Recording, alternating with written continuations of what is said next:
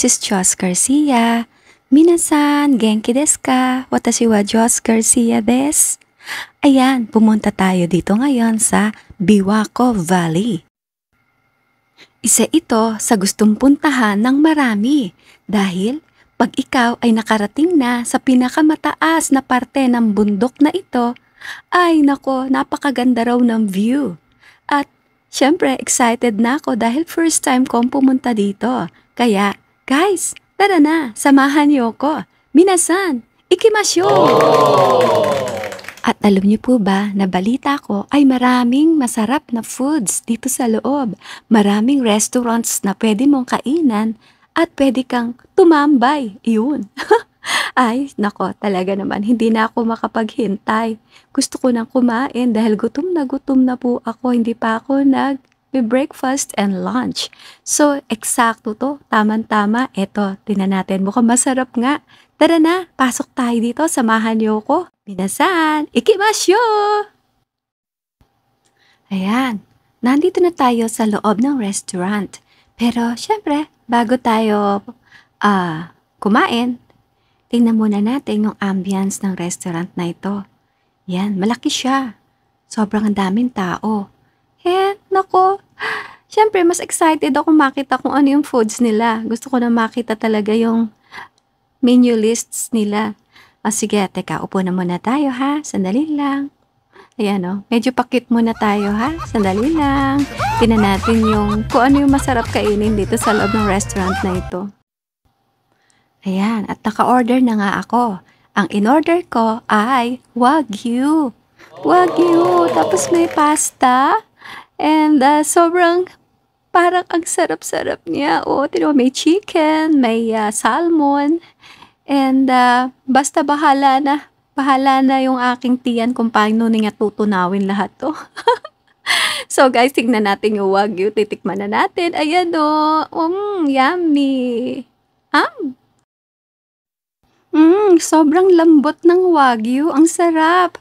At syempre, hindi kompleto pag wala tayong ice cream and cakes, diba? Hay, nabusog ako. At eto na nga, puntahan na natin yung aking pinakagustong-gustong makita. At eto na nga, ito na yung pinakahihintay ko na gusto kong makita. Ito na yung Biwako Terrace nila. Ito yung sinasabi nilang Infinity Lounge. Ito yung makikita mo na ang buong view. Ay, nako, halina, samahan niyo ako. Ayan nakita niyo ba? My God! At alam niyo ba, kada pasok niyo rito may mga entrance, kailangan magbayad at hindi naman kasi ako umiinom ng alak, so hindi ko na kailangan pumasok sa loob ng bar. Magbi-video na lang ako. Di ba?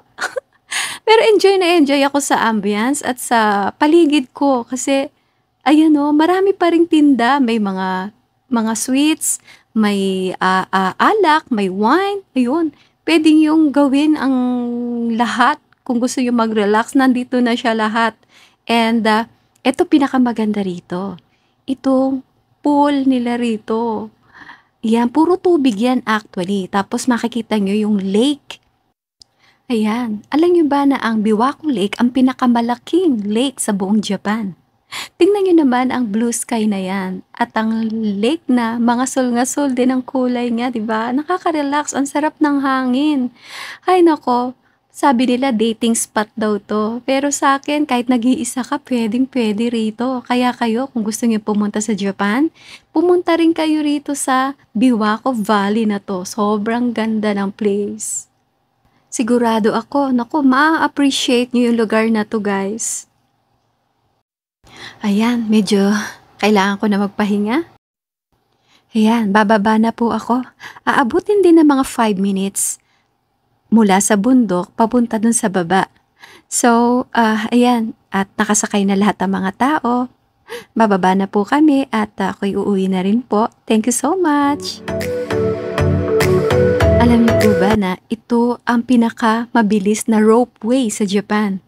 So, sobrang taas niya talaga. Hindi na ako nakapag-video nung pataas na kami kasi medyo nalulula ako. Pero itong pababa, kailangan huwag kong sayangin ang pagkakataon. I-video ko yung pababa. Makikita nyo kung gaano kami kataas. And sa taas ng bundok kami nang galing. Pababa, ayan pababa na kami. dahan-dahan 'pag may video, pagka nagkaroon ng audio 'yan, kung nilagyan ko ng audio, sumisigaw yung mga tao sa loob kasi nalulula sila and nalulula rin ako siyempre. Alam niyo, ang ganda talaga ng place na 'to. Sabi ko nga babalik pa ako rito, eh, babalik ako dito. Sa susunod, one of these days, babalik uli ako dito sa Biwako Valley na 'to. Kung tingnan niyo naman, oh, pababa na ako niyan, pababa na, ayan. Ayun. 'Pag pupunta kayo pala rito may entrance fee siya, 3,500 yan ang isang tao. Pagpasok niyo tapos siyempre kakain pa kayo or kung gusto niyo pumasok sa bar may additional 3,500 ang isang tao uli. So medyo okay naman kasi maganda naman talaga yung place na ito. Talagang mare-relax ka kahit medyo konti lang na hindi naman siya gano'n kamahal, tamang-tama lang sa bulsa. So, kayang-kaya niyo yan guys. Pag pumunta kayo rito, pumunta lang kayo dito, dumalaw sa Biwako Valley. Hay, nako. Ayan o, tingnan mo yung mga tao. Hindi ko lang pinaririnig sa inyo yung video, pero merong mga elevated siya. Pag biglang bumagsak na gano'n yung yung ropeway, para nakakalula na talaga siya. Para ka na rin sumakay sa eroplano, medyo nakakabingi lang ng konti pag pataas siya. Pero sobrang nag-enjoy talaga ako today. Salamat, thank God. At nakababa na kami ng maayos. Ayan na. Thank you guys for joining me and thank you for watching my simple vlog. Hope to see you again. Salamat po sa inyo lahat. Stay safe, stay healthy, and stay happy. I love you all from Chos Garcia. Minasan. Logo mite korete arigatou gozaimasu. Mata kondo no kikai ga areba mite kudasai ne. Yoroshiku onegai itashimasu.